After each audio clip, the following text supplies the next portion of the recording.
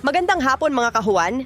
Sa paglubog ng araw, habang unti-unting dumidilim at pinapalamig ng dapit hapon ang ating kapaligiran, narito na naman ang weather ni Juan upang magbigay ng pinakahuling balita tungkol sa ating panahon.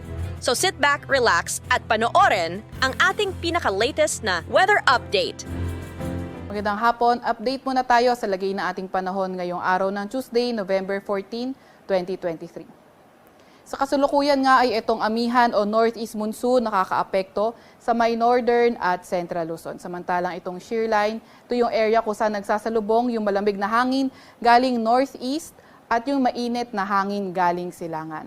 At itong shear line nagdadala ng maulap na papawirin, may mga kalat-kalat na pag-ulan, pagkidlat at pagkulog dito sa area na Isabela, sa may Aurora, sa may Quirino, pati na rin dito sa area ng Quezon, pati na rin sa may area ng Rizal, Laguna, sa may Oriental Mindoro, sa may Romblon, sa may Marinduque, sa may Bicol Region, Northern Samar, Eastern Samar at Samar Provinces. Kaya pinag-iingat natin yung mga kababayan natin, lalo na yung mga nakaranas ng mga pag-ulan ng mga nakaraang araw pa dahil sa mga banta ng pagbaha at pagguho ng lupa. Samantalang amihan o northeast monsoon naman yung magdadala ng mga paulan dito sa nalalabing bahagi ng Cagayan Valley, sa may Apayao, sa may Kalinga, Mountain Province at Ifugao.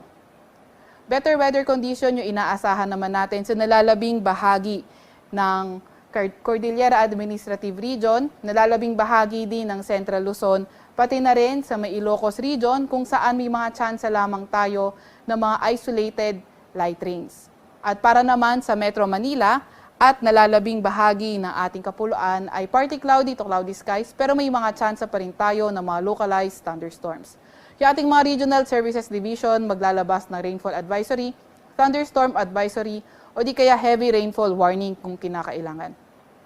Samantalang yung minomonitor natin kahapon na bagyo ay humina at ngayon ay isa na lamang siyang low pressure area at kanina alas 3 ng hapon yung kanyang sentro ay nasa may layong 1,575 kilometers silangan yan ng southeastern Mindanao. Etong low pressure area na ito ay hindi naman natin tinatanggal yung posibilidad na maging bagyo sa mga susunod na araw o kaya sa mga susunod na sandali. Pero regardless, kung low pressure area man siya or bagyo, kapag lumapit ito sa landmass natin, ay posible pa rin itong magdala ng mga paulan kaya mag-iingat pa rin po tayo at mag-antabay sa update na ilalabas ng Pag-asa. Para naman sa lagay ng panahon bukas, inaasahan nga natin dito sa may Bicol Region, pati na rin sa may Calabarzon, sa may Oriental Mindoro pa rin, Romblon, Marinduque, pati na rin sa may Aurora ay maulap na papawirin, may mga kalat-kalat na pag-ulan, pagkidlat at pagkulog dahil pa rin sa shear line.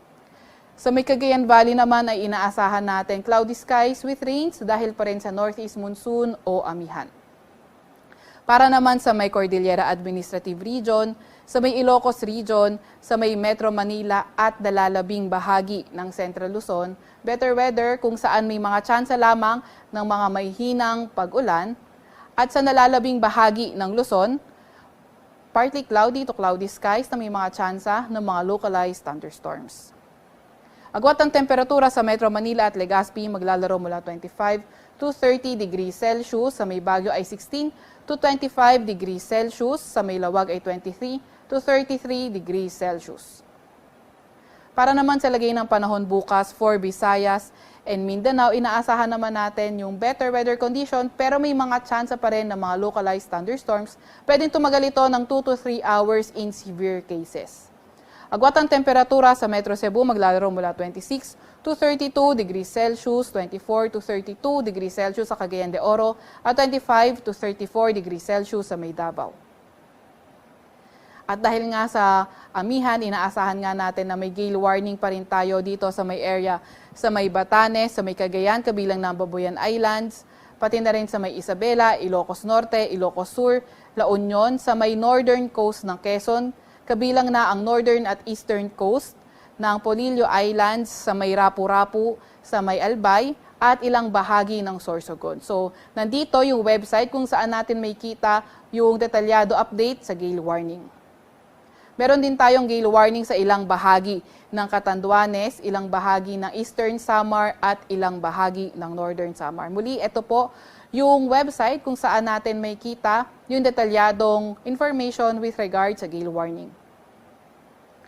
Para naman sa 3-day weather outlook ng mga pangunahing syudad natin, inaasahan natin from Thursday to Saturday, northeast monsoon. Magdadala ng partly cloudy to cloudy skies. May mga mahihinang pag-ulan pa rin sa Metro Manila. Agwat ang temperatura sa Metro Manila sa susunod na 3 araw, maglalaro mula 22 to 31 degrees Celsius.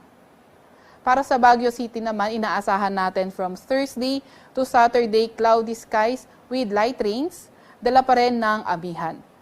Agwat ang temperatura sa Baguio, 15 to 25 degrees Celsius. Para sa Legazpi City, inaasahan natin kung bukas maulan. Pagdating naman ng Thursday, better weather condition pero may mga tsansa pa rin tayo ng mga localized thunderstorms. Then pagdating ng Friday to Saturday, cloudy skies na may mga kalat-kalat na pag-ulan, pagkidlat at pagkulog yung inaasahan natin. Posibleng epekto yan ng shear line o hindi kaya yung paglapit ng weather system na minomonitor natin. Kung low pressure area man siya or bagyo. Agwat ang temperatura sa Legazpi City sa susunod na 3 araw, 24 to 32 degrees Celsius. Sa Metro Cebu naman, inaasahan natin for Thursday, patuloy yung magandang panahon kung saan may mga tsansa lamang ng mga localized thunderstorms. Pero pagdating ng Friday to Saturday, yung combined effect ng shear line o di kaya nung papalapit na weather system, posibleng isa itong low pressure area or bagyo habang lumalapit sa area natin. So, agwat ang temperatura, 24 to 31 degrees Celsius. Sa Metro Davao naman, pagdating ng November 16, Thursday and Friday, cloudy skies na may mga scattered rain showers or thunderstorm yung ating inaasahan. Then pagdating ng Sabado, better weather condition pero may mga tsansa pa rin ng mga localized thunderstorms. Agwat ang temperatura sa Metro Davao, 25 to 32 degrees Celsius. Ang araw ay lulubog mamayang 5:24 ng hapon at sisikat bukas ng 5:57 ng umaga.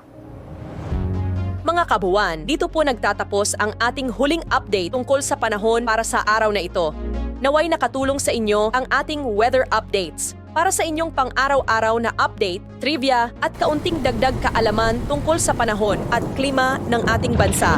Siguraduhing pindutin ang subscribe button at huwag kalimutang i-click ang notification bell para siguradong makakatanggap ka ng notification update sa tuwing may bagong palabas na video ang Weather ni Juan. Abangan ang susunod na Weather ni Juan update bukas po ng umaga. Ingat palagi at maraming salamat mga kahuan!